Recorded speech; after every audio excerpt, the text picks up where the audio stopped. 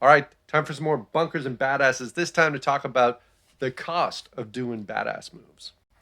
Now, last time I talked about the badass move, but what we didn't get into much is about those tokens and really what is it going to cost to actually keep doing this over and over again. I said, do it as many times as you can, but what does that actually mean? So start off with, if you succeed at that badass move, you're going to gain 4 tokens. If you fail, you're still going to gain 2 tokens. If you're assisting someone who's doing a badass move, that means you're getting at least 1 token. 2 if they succeed. So in general, we're talking, let's average it out to about 3 tokens every time a badass move is going down. The important part is here. If you see here, it says you get 1 badass move per day.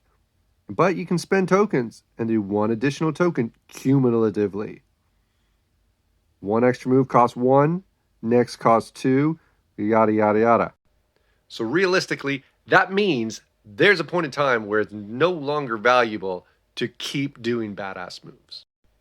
So let's say you've done 4 badass moves. You got your first free 1, then you've spent 1, then 2, then 3 tokens. So you've done 4 moves.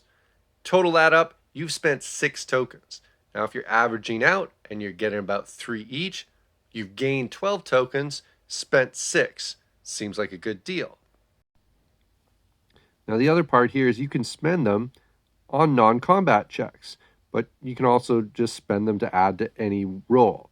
So sometimes you're spending points in addition to just trying to do another badass move. And if you're getting particularly unlucky with the dice, while it might average out with your successes and failures over a long period of time, you might go on a run where you're failing a lot and you're not gaining enough tokens to keep doing badass moves. So you got to preserve them a little bit.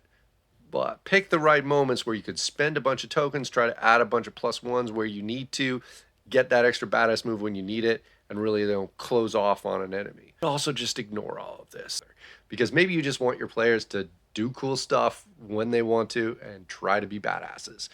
That's a fun way to play, and it makes the math a little bit easier on everybody too.